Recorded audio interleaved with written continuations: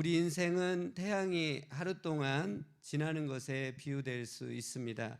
태어난 때는 해가 동쪽에서 찬란하게 떠오른 것에 비유할 수 있고, 원기왕성한 청년, 성인의 때는 태양이 남쪽에서 강렬하게 빛을 비추는 것에 비유할 수 있다면, 노년의 때는 태양이 서쪽에서 붉은 빛을 발하면서 일몰하는 것에 비유될 수 있습니다. 태양 움직임의 각각의 포인트가 멋지고 중요하지만 가장 아름답고 깊은 여운과 감동을 주는 것을 들라 하면 많은 분들이 일몰을 들 것입니다. 인생의 시작도 중요하고 과정도 중요하지만 어떻게 인생을 끝을 맺느냐가 가장 중요한 것임을 성경은 말씀해 주고 있습니다. 마가복음은 11장부터 16장 중반까지 예수님이 이 땅에서의 마지막 일주일의 삶에 집중하고 있습니다. 이 분량은 일주일의 이 예수님의 이 삶의 분량은 마가복음의 40%에 해당하는 분량으로 예수님의 삶에서 그 죽음이 매우 중요한 것임을 보여주고 있습니다. 오늘 본문은 그 중에 가장 핵심으로 예수님께서 십자가에 달려 죽으신 내용을 다루고 있습니다. 예수님은 금요일 오전 9시에 십자가에 못 박히셨고 오후 3시에 죽으셨습니다. 예수님은 온 인류의 죄악을 담당하시고 십자가에서 피 흘리시며 6시간 동안 처참하게 달려 있었고, 십자가 상에서 7마디의 말씀을 다음과 같이 남기셨습니다. 첫째는 아버지여 저희를 사하여 주옵소서, 자기의 하는 것을 알지 못함이니이다. 둘째는 내가 진실로 내게 이르노니 오늘 내가 나와 함께 낙원에 있으리라. 셋째는 여자여 보소서 아들이니이다. 보라 내 어머니라. 넷째는 나의 하나님 나의 하나님 어찌하여 나를 버리셨나이까. 다섯째는 내가 목마르다. 여섯째는 다 이루었다. 일곱 번째는 아버지여 내 영혼을 아버지 손에 부탁하나이다. 인류 역사에 죽으면서 이런 유언을 한 사람이 있을까요? 4대 성인이었던 석가모니나 공자 소크라테스는 죽으면서 지극히 진실하고 진솔하고 인간적인 말을 남기긴 했지만 예수님의 유언은 그들과는 차원이 다른 것을 볼 수 있습니다. 예수님의 유언은 인간이 할 수 없고 인간의 몸을 입고 이 땅에 오신 하나님만이 할 수 있는 그런 고백이었습니다. 완전한 인간이면서 완전한 하나님이신 예수님이 이런 7마디의 유언을 하며 죽으셨을 때 온 땅에 초자연적인 놀라운 이적들이 일어남으로 인해서 예수님이 진정 하나님의 아들, 하나님이셨음을 세상에 선명히 보여주었습니다. 예수님이 십자가에 달리시고 3시간이 지난 낮 12시에 온 땅의 어둠이 오후 3시까지 임했습니다. 이 어둠은 죄 없으신 예수님을 죽인 세상에 대한 하나님의 엄중한 심판이 있을 것을 암시하는 어둠이었습니다. 그리고 오후 3시에 예수님이 죽으셨을 때는 성소 휘장이 위로부터 아래까지 찢어지는 놀라운 이적이 또한 일어났습니다. 휘장은 하나님의 임재의 상징인 법궤가 있는 지성소를 성소와 나누는 것으로 대제사장만이 1년에 한 번 유대력 절기로 7월 10일인 대속죄일에 휘장을 제치고 들어갈 수 있었습니다. 대제사장에는 그 누구도 들어갈 수 없었고 대제사장도 대속죄일에만 휘장을 제치고 지성소에 들어가서 하나님을 만날 수 있었습니다. 역사적인 자료에 의하면 예수님 당시 예루살렘 성전의 휘장은 24가닥의 실로 엮여 있었고 두께가 10cm 이상 최소 됐기 때문에 힘센 짐승이 찢으려고 해도 찢을 수 없는 매우 정교하고 강하게 만들어진 휘장이었습니다. 두껍고 강한 휘장은 인간의 죄가 하나님을 얼마나 완전히 철저히 차단하고 있는지를 보여주고 있습니다. 예수님께서 십자가에서 죽으시고 바로 휘장이 완전히 찢어지게 되었다는 것은 이제는 그 누구나 언제든지 예수님을 통해서 하나님을 만날 수 있는 길이 열리게 되었음을 보여주고 있습니다. 예수님이 죽으셨을 때 일어난 이 초자연적인 현상들이 마가복음에는, 오늘 본문에는 없지만 마태복음 27장 51절 52절에는 추가적으로 다른 이적들이 나오고 있습니다. 성전 휘장이 찢어지고 땅이 흔들렸고 바위가 갈라졌으며 죽었던 무덤에 있었던 많은 성도들이 다시 살아나는 놀라운 일들이 일어났습니다. 그럼 예수님 삶에서 가장 하이라이트였던 십자가에서 예수님이 하신 말씀과 일어났던 일들을 통해서 하나님이 우리에게 주시는 교훈을 듣기를 원합니다. 첫째로 예수님 가상칠언, 십자가에서 남기셨던 7마디의 유언의 말씀을 날마다 우리 삶에 적용해 볼 수 있기를 원합니다. 사순절 기간을 지나면서 우리가 예수님의 그 십자가를 묵상하고 특별히 그 십자가에서 남기셨던 이 유언의 말씀을 우리가 다시 한번 우리 삶에 적용하길 원합니다. 부모가 자식에게 들려주는 가장 진실된 고백, 가장 옳고 깊은 조언은 죽음이 임박했을 때 나오는 것을 보게 됩니다. 예수님께서도 십자가에서 6시간 매달려 있으면서 7마디 유언을 하셨습니다. 그럼 예수님이 하신 가상칠언의 유언을 우리가 어떻게 삶에 적용해야 할지 살펴보기를 원합니다. 첫째 마디인 아버지여 저희를 사하여 주옵소서, 자기의 하는 것을 알지 못함이니다를 통해 우리는 용서를 비는 기도를 하나님께 해야 함을 깨닫게 됩니다. 예수님은 십자가에서 피 흘려 죽어가고 있는 그 상황에서 자신을 죽이고 있는 사람들에게 용서를 베풀어 달라고 하나님께 기도하였습니다. 그럼 누가 예수님을 십자가에 못 박아 죽였습니까? 문자적으로는 로마 병사들이 죽인 것 같이 보이지만 실제로는 예수님이 인류의 죄를 대속하고 구원하시기 위해 자원해서 스스로 이 땅에 내려오셔서 십자가를 짊어지셨습니다. 달리 말하면 내 안에 있는, 우리 각자 안에 있는 무섭고도 악랄한 죄가 예수님을 십자가 처형으로 내몰았기 때문에 바로 내가 예수님을 죽인 것임을 우리는 인정해야만 합니다. 하지만 우리는 하나님의 무한한 은혜를 받아 예수님의 보배로운 피로 죄 용서를 받았고 구원을 받아 하나님의 자녀가 되었습니다.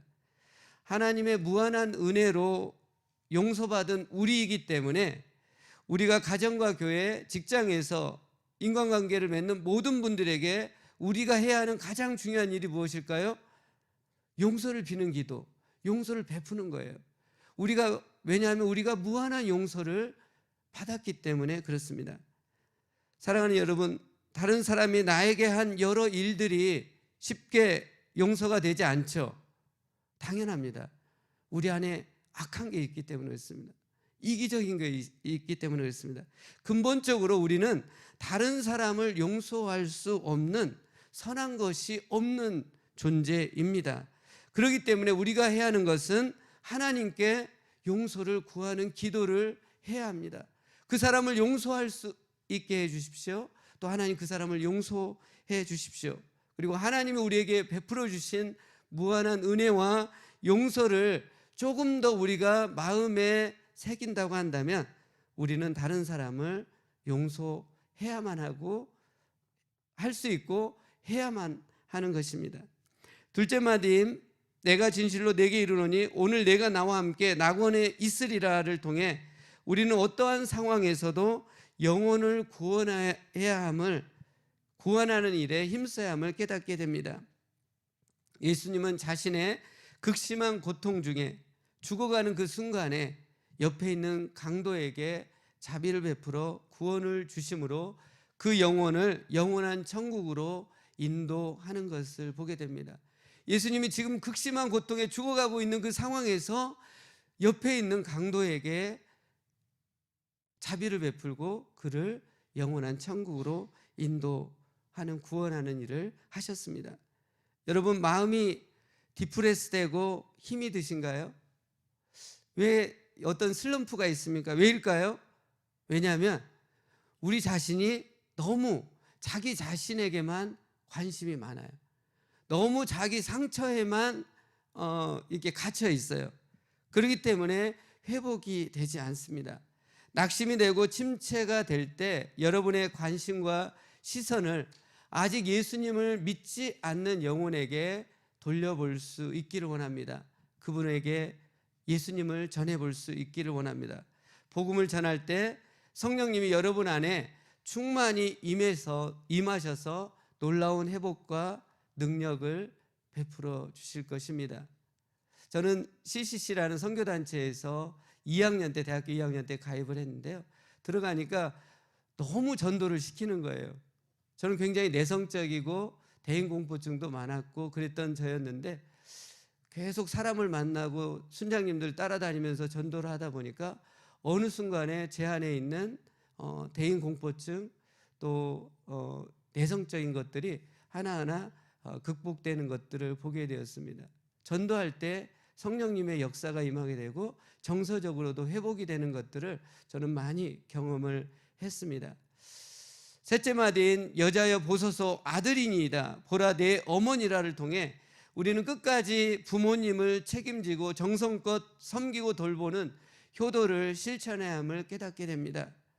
예수님은 십자가에서 죽어가면서까지 육신의 어머니 마리아를 끝까지 책임지고 돌보고 있습니다. 십계명 중에 인간에 대한 계명이 5번째부터 10번째까지 나오는데 그중에 첫 번째가 5계명인데 그 5계명이 부모를 공경하라 이 말씀은 것을 보면 인간의 가장 중요한 도리가 부모 공경인 것을 보게 됩니다. 에베소 6장 2절 3절에는 부모를 공경하는 것이 약속 있는 첫 계명이라 하면서 부모 공경할 때 땅에서 잘되고 장수하는 복을 주시겠다고 말씀하고 있습니다. 그런데 여러분 부모 공경하는 시간과 기회는 생각보다 빨리 지나가 버립니다.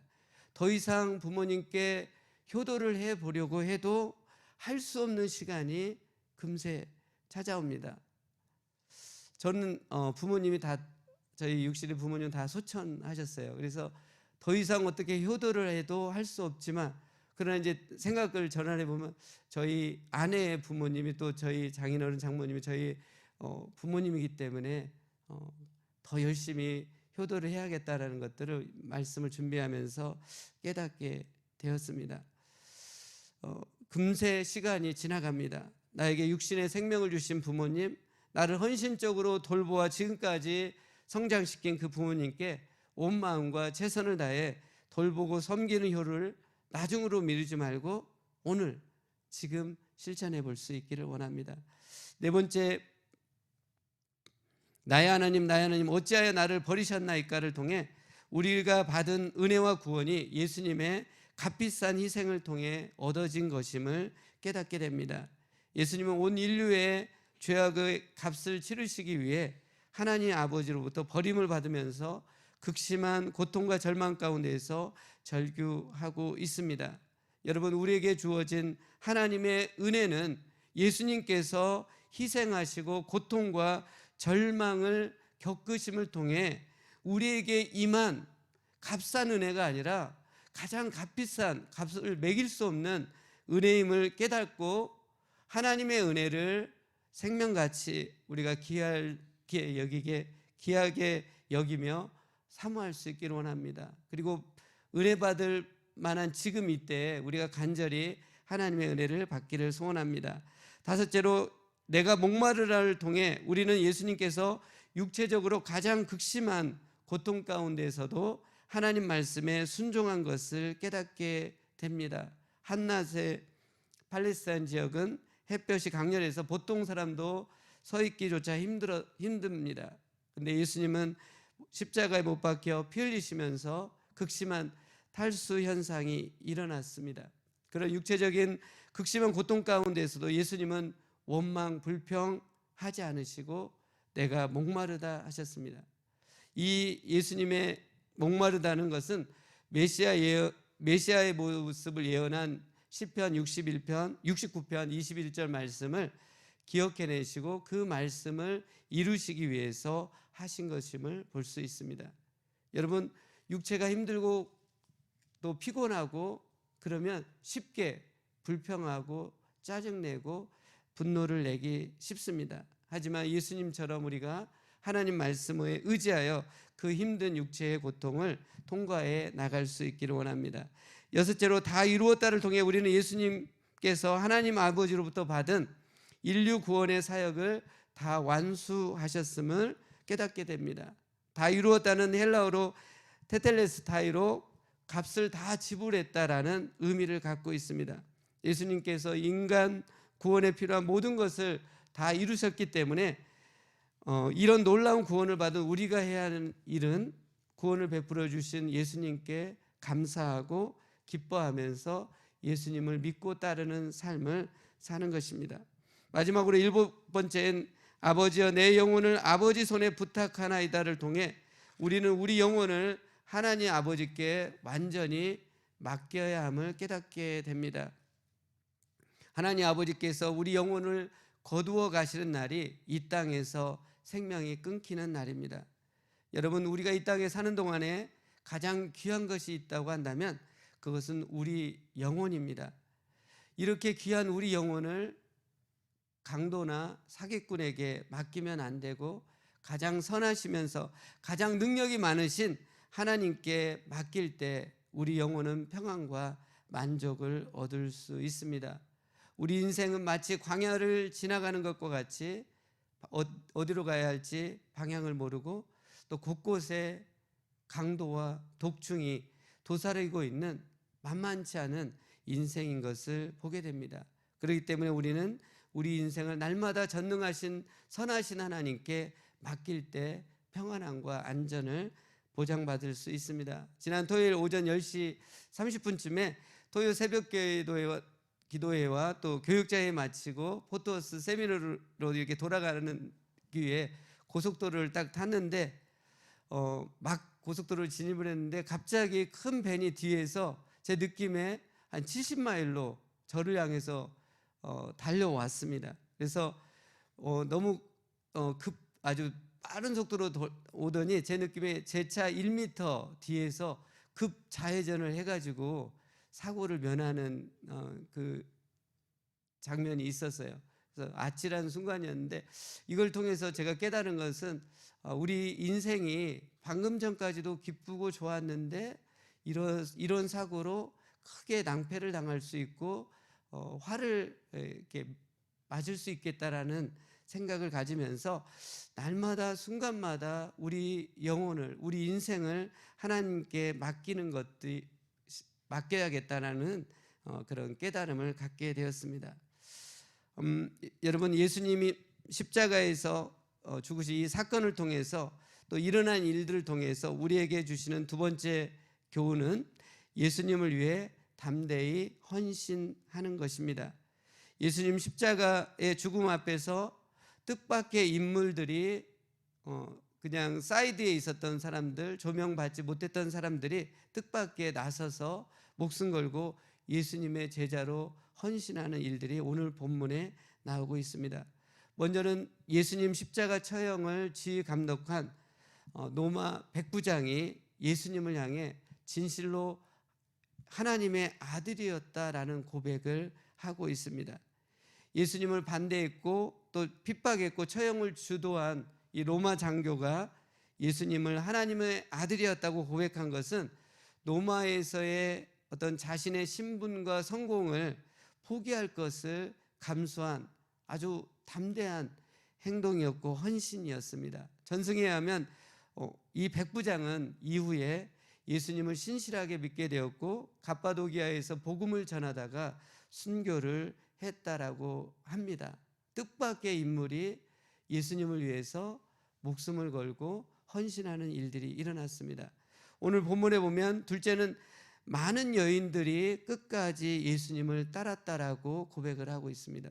기록을 하고 있습니다. 12제자와 많은 사람들은 예수님이 십자가에 못 박혔을 때 다 도망갔지만 여성들이 예수님을 끝까지 골고다 언덕까지, 또 무덤에 묻힐 때까지, 또 부활절 가장 일찍 예수님의 시신 앞에 왔던 분들 다 여성들이 있었다라고 말씀을 하고 있습니다. 그 대표적인 여성들 3명이 오늘 본문에 나오는데, 7 귀신 들렸다가 예수님을 위해 고침을 받고 끝까지 헌신한 막달라 마리아가 처음으로 등장을 합니다. 그 다음에 작은 야고보와 요새의 어머님 마리아가 나오는데, 이 작은 야고보는 세베대의 아들 야고보와 구분을 하기 위해서 부른 이름으로 알페오의 아들 야고보로 여겨집니다. 그리고 살로메가 나옵니다. 오늘 본문에 보면은 40절 말씀에 살로메가 나오는데, 이 살로메는 마태복음 27장을 보면 세베대의 아들들의 어머니로 나옵니다. 이 여인들은 예수님으로부터 받은 은혜가 구원이 매우 컸기 때문에 갈릴리에서부터 예루살렘까지 왔고, 예루살렘에서 골고다 언덕까지 끝까지 예수님을 따르며 헌신했고, 누가복음 8장 3절을 보면 자신들의 재산을 팔아서 예수님과 제자들의 사역을 도왔다라고, 섬겼다라고 말씀하고 있습니다. 많은 남자들이, 또 제자들이 예수님을 버리고 도망쳤지만 이 여인들은 끝까지 예수님을 따르며 헌신했습니다. 당시 여성들은 사회적으로 지위가 매우 낮았음에도 불구하고 예수님을 따르는 이 여성들의 열정은 그 어떤 남자들보다 강렬했습니다. 이 여인들은 예수님을 따르는데 중간에 포기하지 않았고, 갈릴리에서 예루살렘, 또 예루살렘에서 골고다 언덕까지, 또 골고다 언덕에서 예수님의 장례 무덤에 이르기까지 끝까지 간 것을 보게 됩니다. 주 안에서 사랑하는 자매님들, 주님을 향한 그 뜨거운 열정과 헌신, 일편단심의 주님을 향한 마음을 불태울 수 있기를 원합니다. 여성들은 약한 분들이 아니더라고요. 여러분들이 주님을 향해서 뜨겁게 헌신할 때 여러분의 신앙과 열정과 헌신을 통해서 여러분의 가정과 자녀들이, 또 여러분의 교회가 새롭게 될 수 있다라는 그 사명감을 갖고 헌신을 드릴 수 있기를 원합니다. 그리고 오늘 본문에 나오는 예수님을 목숨 걸고 따르고 헌신했던 인물이 나옵니다. 바로 아리마대 사람 요셉입니다. 아리마대 사람 요셉은 산헤드린 공회 의원이었고, 당시 부자였고, 또 선하고 의로운 사람이었습니다. 근데 이 사람은 두려움이 많은 사람이었던 것 같아요. 유대인의 그 시각을 두려워하여 예수님의 제자됨을 공개적으로 나타내지 않았습니다. 그런 아리마대 요셉이 예수님 십자가 처형을 보고는 많은 반성과 회개를 하게 된 것을 보게 됩니다. 예수님을 믿는다고는 했지만 또 자신의 안전과 부와 또 사회적 지위와 성경에 조금이라도 손해가 오면 쉽게 예수님을 인정하지 않았던 이 아리마대 사람 요셉이 예수님의 십자가 사건을 보면서 다시 한번 예수님을 위해서 헌신하기로 결단합니다. 그는 담대하게 총독 빌라도에 가서 예수님의 시신을 달라고 요청을 했고, 그 시신을 갖다가 자신을 위해서 준비해두었던 큰 무덤에 예수님 장례를 치러줍니다. 산헤드린 공회의 요청에 의해서 예수님이 십자가에서 처형을 당했는데, 그 공회 의원이었던 아리마대 요셉이 시신을 요구했다는 것은 부와 사회적인 신분을 잃을 수도 있는, 또 처형을 당할 수 있는 사실 매우 위험한 상황이었습니다. 하지만 요셉은 니고데모와 함께 자신을 위해 준비된 무덤에 예수님의 장례를 치러줍니다. 사랑하는 여러분, 예수님께서 나를 구원하시기 위해 십자가에서 처참히 죽으셨다는 것을 진실되게 믿는다면 우리는 이전과 같이 똑같이 살면 안 됩니다. 예수님 십자가의 죽음을 진실되게 믿는다면 우리는 주님을 위해서 오늘 본문의 노마 백부장처럼, 여성들처럼, 아리마대 사람 요셉처럼 담대히 자원해서 헌신할 수 있는 그 용기를 내야 하는 것이죠. 여기서 헌신이라는 것은 적당한 선에서 경계를 긋고 하는 정도가 아닙니다. 자신이 갖고 있는 재산을 팔아서 또 사회적인 지위와 성공을 잃을 수도 있는, 심지어 감옥에 가거나 죽을 수도 있는 그것이 바로 헌신이죠. 내가 할 수 있는 건 하고 안 하고 그런 게 헌신이 아닌 것을 오늘 본문은 말씀해 주고 있습니다. 우리의 부와 사회적인 지위, 성공, 안정과 생명은 매우 중요하지만 예수님께서 우리에게 베풀어 주신 그 큰 은혜와 구원에 비하면 견줄 바가 못 됩니다. 1913년 웩 선교단체가 있습니다. 국제 선교단체. 지금도 아주 아프리카 선교에 크게 선교를 하고 있는 웩 국제 선교회가 있는데, 이 1913년에 53세의 병으로 쇠약해진 몸을 안고 아프리카로 가서 18년 동안 선교 사역을 감당한 이 찰스 스터드에 의해서 이 웩 선교단체가 설립이 되었는데, 이 찰스 스터드가 갖고 있는 좌우명이 이것입니다. 예수 그리스도가 하나님이시며 나를 위해 죽으셨다면 그분을 위한 나의 어떤 희생도 결코 크다고 할 수 없다. 오직 한 번뿐인 인생 속히 지나가리라. 오직 그리스도를 위한 일만이 영원하리라. 이런 고백을 했습니다. 그래서 그는 53세에 이 병으로 약해진 몸을 안고 아프리카로 가서 죽을 때까지 아프리카 선교에 헌신한 것을 보게 됩니다. 예수님의 십자가의 죽으심을 우리가 생각하시면서 이런 헌신들을 우리가 노마 백부장처럼 또 여성들처럼 아리마대 사람 요셉처럼 함으로 우리의 영혼이 새롭게 회복되고 하나님의 영광을 나타낼 수 있기를 간절히 원합니다. 기도하시겠습니다. 살아계신 하나님 감사합니다. 찬양합니다. 하나님 아버지, 너무나 이기적으로 예수님을 믿고 따르는 저의 모습을 보게 됩니다. 하나님 아버지, 예수님께서 나를 위해서 죽으셨다면 내가 예수님을 위한 그 어떤 희생도 헌신도 결코 크다고 할 수 없음을 인정합니다. 다시 한번 오늘 하루 사는 동안에 또 내 인생 가운데 하나님을 향해서 더 헌신하고 더 드릴 수 있는 그런 은혜가 저희 안에 충만히 임할 수 있도록 도와주시옵소서. 예수님의 이름으로 간절히 기도합니다. 아멘.